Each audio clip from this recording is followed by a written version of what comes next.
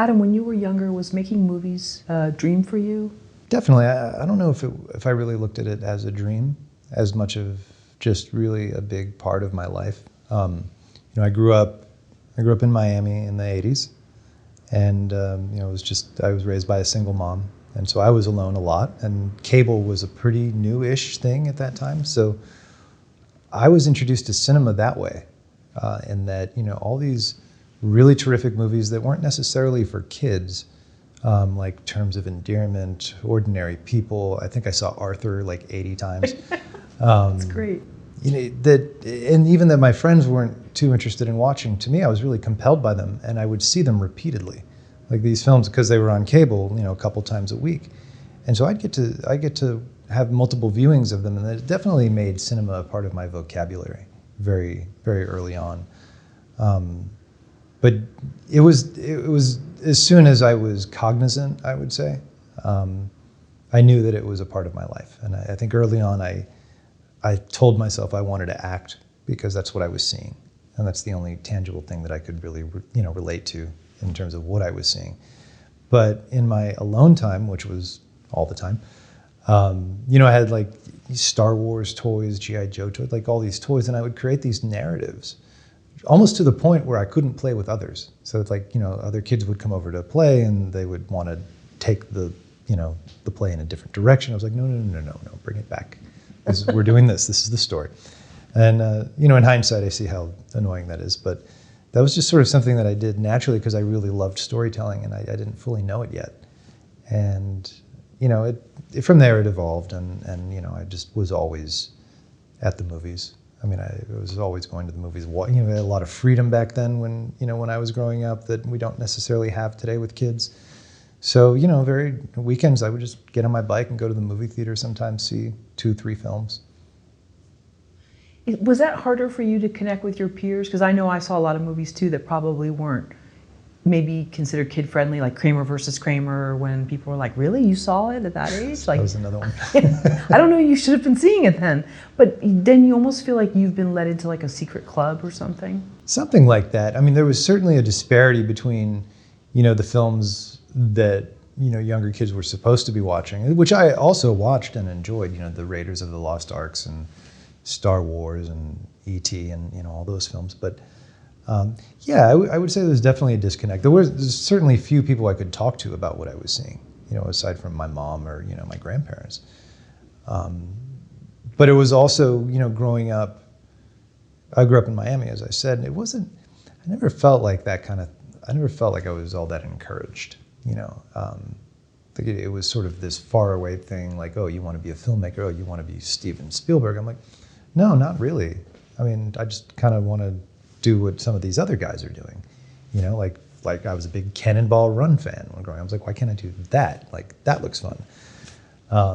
But I kind of felt like even though I was encouraged by my family to pursue it, it was kind of a solo mission, which it is.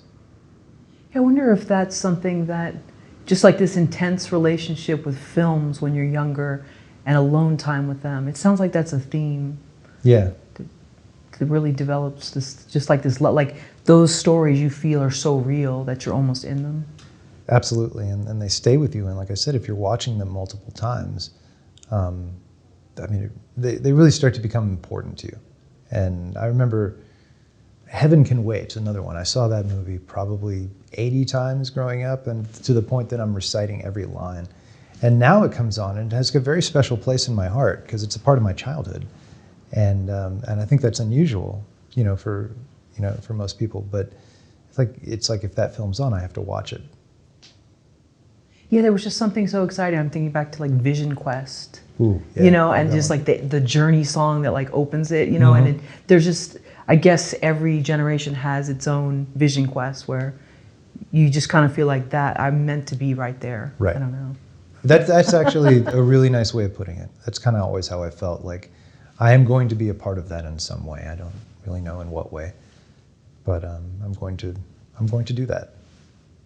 And so then, how did that become a reality for you? So you're in Miami. When you leave high school, what were the plans? There weren't really any plans. I mean, I would say around that time, I kind of realized I liked to write and that I could possibly be a behind-the-scenes guy and a filmmaker. And at that time, it was perfect because, you know, I had acted as a kid and I did some theater, a little bit of high school drama, but you know, that's the time in your life when you're growing and you start to put up your defenses and, you know a little bit about pain and life experience. And it became easier to hide. It became easier to go behind the camera and hide behind that as a rationalization almost.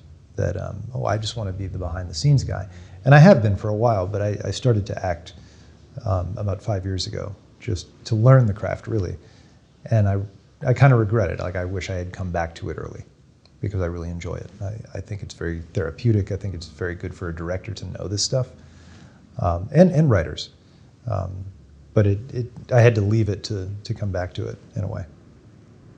You know, you talked about hiding, and you know, yesterday was the Oscars 2020, and I see these winners up there, and I imagine it's got to be so difficult in some ways. Yes, it's just like the epitome of your career, but these are all people that people supposedly know about their personal lives, whether all of this is true or not, and everybody's judging that, and to go up and sort of be naked in front of that whole room looks just terrifying. It does. I would even say that's how I feel about actors in general. I mean, it's the only medium that I'm aware of where, you know, unlike a guitar player or a film director or a painter, like they're judging you, not the work. And that's a lot. You know, it's got to be a lot to deal with. Right, and whether it's envy or people just, you know, thinking, yeah, you didn't really deserve it or whatever it is, but just to know I've got to come up here, this is my moment. Yeah. Have you ever practiced an Oscar speech? No. You haven't? Okay. No, anytime I've practiced any sort of speech, it just feels very mechanical. So I've stopped doing that. And not that I'm preparing an Oscar speech, but if I'm public speaking in some way, I tend to have my, you know, bullet points, but I'll just let it ride and be more conversational if possible.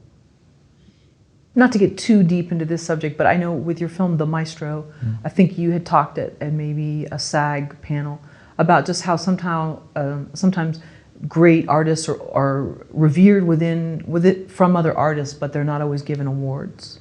Oh, definitely. Definitely. And that was certainly true of the character, Mario Castelnuovo Tedesco, who was a composer who was largely known within musical circles, but not really beyond that. And I feel that way definitely with in every medium, for sure.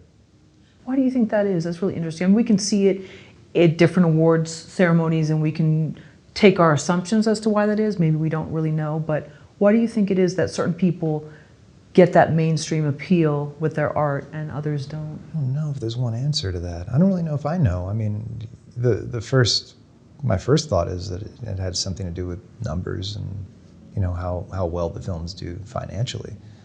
I don't know. I want to believe that any great artist will eventually emerge and be appreciated, and sometimes they're late bloomers, sometimes they're just way ahead of their time. Trying to think of examples of that, but I wouldn't say, no, that's a bad example. I was going to say Quentin, but well, Joaquin Phoenix, he was probably ahead of his time before, and now this role, yeah, really showcased, you know. That's a really good talent. point. That's a really good point. I mean, I remember feeling that way about, like, the Master, for example, feeling that he was just totally ignored, and this is such great work that he did. Both of them, I thought. Yeah, that's a really good example, and now he's sort of come more into the mainstream. But I think a lot of it has to do with how well Joker did financially. I mean, it's got to, right? I mean, it's a critical success and a huge financial success. So, I mean, that's sort of the formula.